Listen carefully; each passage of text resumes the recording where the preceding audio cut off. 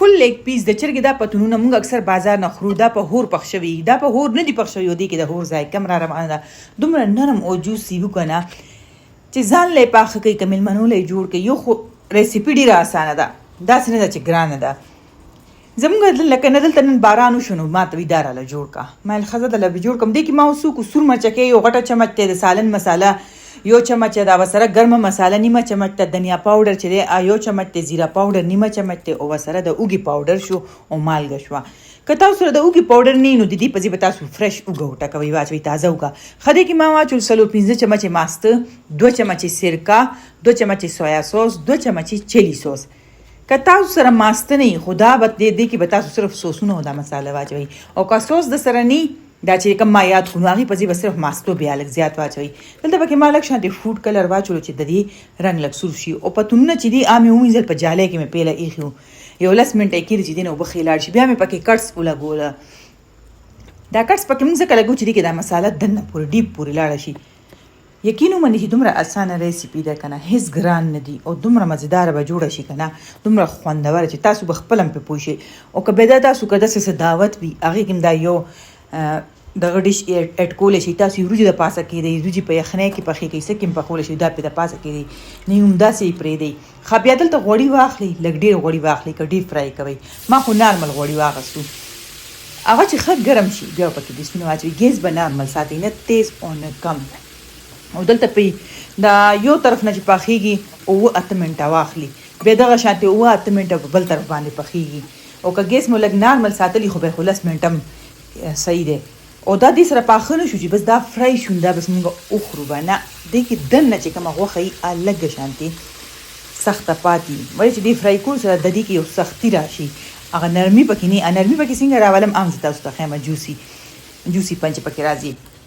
او مخکې پخوا چې و که نه د کورني چرګونه به وو، یو چرګ به حلال شو او بس هغې کې به ښوروا جوړه شو، دومره خوند به و. اوس خو دا فارمي چرګې شوې، هغې نه به مونږ چې مخکې به مونږ چې دا کورني چرګې او چرګان حلالول نو مونږ به ترېنه سرمن نه اخوا کوله، صفا کول مو بڼې به هم ترېنه لرې کړې. نو وخت را یاد شو. اوس خو دا دې غوښې دې چرګې خو دا کار اسان کو، دا بازار کې اسانۍ سره میلاویږي، هر څوک یې اخیستی شي، امینه پې ماتېږي، خو نقصانونه یې هم شته. دا خو نه چې فایده مند شی نه دي. خو خیر مونږ خلک چې یو ارزان شي ته ګورو، فایدې ته یې نه ګورو دومره. او بیا دې ته ګورو که نه چې زمونږ پونچ کې دی حالات د هر چا دونه نه دي ښه چې کورني چرګان وخوري. اوس خو چې کوم مالداره دي هغې نشي خوړی. ښه بیا ما لاندې یو ټینګې ورته کېښود، خو تاسو ورته تبخې کېدی که ټینګې نه، او یو صفا کړایي راولي او هغه غوړي چې کوم کې موږ دا فرای کړي دی هغې نه لږ شانتې غوړي راولئ. بیا مساله، اوس دې مسالې ته وګورئ، دا لږه مساله پاتې وه. تاسو که چېرته دا مساله زیاته غواړئ نو ماسته به تاسو نیم باول یا یو باول پکې اچوئ. مساله مې پکې واچوله او بیا مې پکې دا ټول پتونونه کېښود. او اخوا بل خوا مې کولی ایښې د بلولو ته ګیس د پاسه، د کولې غټ پیس والی. دا کوله چې دا اکثر ما سره کور کې پرته وي، دا شی نه چې دا استعمال کې راځي، کله کله راځي خو په کار راځي. ما ورته المونیم شیټ کې خو تاسو ورته ورکوټې لوښی مې ایښی شي، د سټیل والا کم لوښی وي، او هغې کې کوله کېږي. کوله چې څومره زیاته بلی دومره به لوګی کړي. د پاسه پې لږ شانتې تیل واچوئ، که کوکینګ آیل وي، که د شرشمو تیلې چې کومه وي چې دې کې دننه هم لوګی وشي، هم دننه پکې ختم شي، نو دې سره به دې کې د هور خوند راځي. دلته ما دا 60 منټه په دم پرېښو. څومره 60 منټه ګیس مې ورلاندې نری ساتلی و. نو 60 منټو کې دا دننه چې د دې کومه غوښه ده دا دننه پخه شوه، جوسي شوه، لکه دم کې چې پخه شي. اوس وګورئ نه لږ مې ولړل دومره نرمه ده چې خپله دغه شانتې دغه کېږي. بس بیا پلیټ ته یې واچوئ.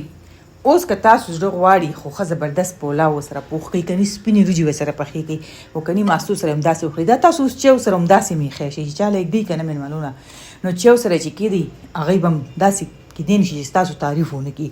او ورسره کیچپ ورته خامخا کېدی، کیچپ او مایونیز یو ځای کړئ. او که نه نو بس بیا خپله ورته نان رو غواړئ ځان له جوړ ځان له چې جوړ کړي. زما خو نان ډېر زیات خوښي، خو باران لګیا دی، نو وایي چې بار نو انټري نه ما چې نو انټري کور کې خو یې پخولی شم روټی، هېڅ خبره نه ده.